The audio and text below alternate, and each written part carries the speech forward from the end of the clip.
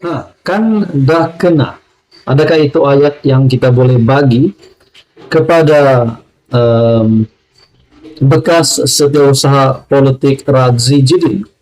Setelah dalam satu artikel dari BH Online ataupun biharian.com mengesahkan bekas setiausaha politik Radzi Jidin antara dua ditahan SPRM berkait rasuah proyek RM 80 juta.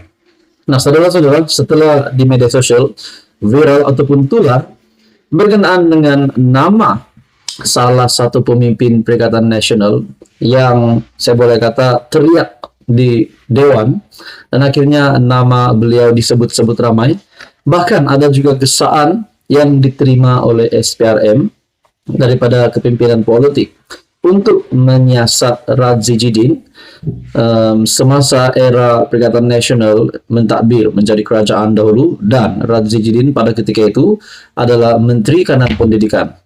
Nah, tuan-tuan dan puan yang amat dihormati, satu artikel dari biharian.com, BH Online mengesahkan bekas setiausaha politik Radzi Jidin antara dua ditahan SPRM berkait rasuah proyek RM 80 juta.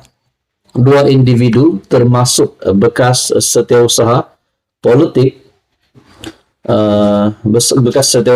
kepada seorang bekas Menteri Kanan ditahan SPRM kerana disyaki meminta dan menerima rasuah bagi proyek bernilai RM 80 juta membabitkan sebuah kementerian. Bermakna, adakah kita boleh kata ini juga adalah salah satu salah laku yang berjaya dibocorkan semasa kepimpinan Perikatan Nasional menjadi kerajaan, dan Perdana Menteri pada ketika itu adalah Tan Sri Muhyiddin Yassin ataupun Mahyadin. Dalam artikel ini mengesahkan mereka ditahan jam 11 malam ketika diminta hadir memberi keterangan di pejabat SPRM Putrajaya. Suspek pertama berusia dalam lingkungan 20-an yang juga bekas setiausaha politik kepada seorang bekas Menteri Kanan, manakala suspek kedua ialah pemilik syarikat berusia lewat 50-an. Mereka dipercayai bersubahat dengan bekas Menteri Kanan itu meminta dan menerima rasuah melalui syarikat suspek kedua daripada kontraktor sebagai balasan meluluskan proyek percetakan buku secara rundingan terus, kata sumber itu. Nah, sebelum ini juga kita mendengar gesaan terhadap SPRM untuk menyiasat bekas Menteri Kanan Pendidikan Perikatan Nasional itu, yaitu Radzi Jidin, dan hari ini pula kita mendengar penahanan ataupun tangkapan kepada dua individu ini. Oleh bagaimanapun, Radzi Jidin nafi terbabit rasuah RM 80 juta. Sementara itu, bekas Menteri Kanan merangkap Menteri Pendidikan dalam pentadbiran kerajaan sebelum ini dalam kenyataan menegaskan bahawa tuduhan terkandung dalam mesej tular yang mengaitkannya dan isteri dengan percetakan buku JQAF untuk prasekolah adalah tidak benar sama sekali. Isteri saya juga bukan seorang kerabat diraja dan beliau tidak mempunyai apa-apa kaitan maupun kepentingan di dalam syarikat yang dinyatakan dalam mesej yang tular tersebut. Jelasnya sekali bahawa pihak SPRM sedang bertindak atas arahan pihak atasan kerana pernyataan-pernyataan saya di Parlimen pada hari Selasa 19 September lalu. Menurutnya adalah jelas bahawa mesej WhatsApp karut yang tular ini sedang digunakan semata-mata untuk menjejaskan reputasi dan imejnya dan untuk menindas bekas pegawainya yang tidak bersalah. Nah, adakah di sini selepas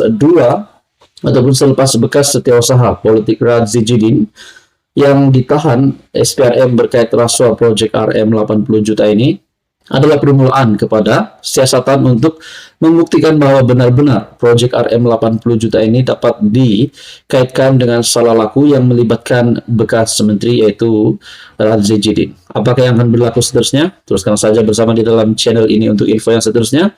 Mohon juga bantu channel ini dengan menekan butang like, share, dan juga subscribe. Salam sejahtera Malaysia, tuan-tuan dan puan-puan.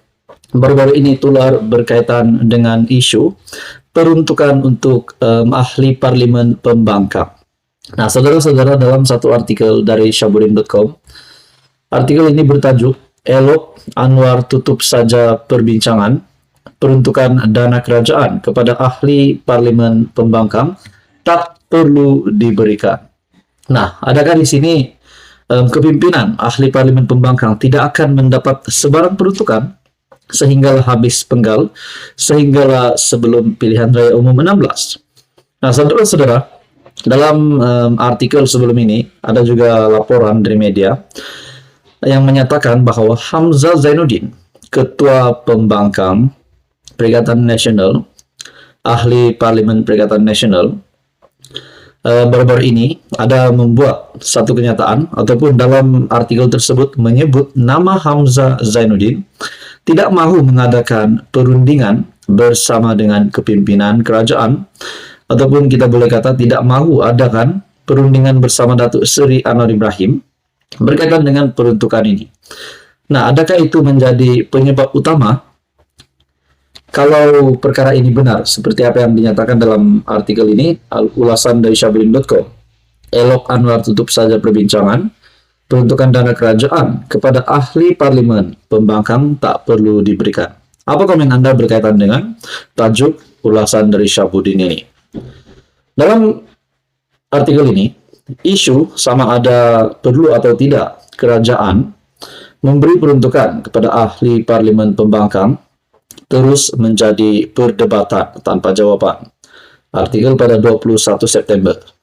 Bagi Perdana Menteri, pendirian beliau adalah jelas, yaitu jika ahli parlemen blok pembangkang inginkan peruntukan bagi menjaga kawasan masing-masing, mereka harus datang dan berbincang terlebih dahulu dengan kerajaan. Artinya kerajaan tak boleh dan tak akan memberi peruntukan begitu saja kepada ahli parlemen pembangkang tanpa apa-apa perbincangan, persefahaman atau perjanjian. Dalam hal ini Anwar Ibrahim mengimbas sebagaimana ketika PH menjadi pembangkang di era kepimpinan Ismail Sabri Yaakob dahulu, di mana beliau sebagai ketua pembangkang telah mengusahakan agar suatu MOU ditandatangani dengan pihak kerajaan.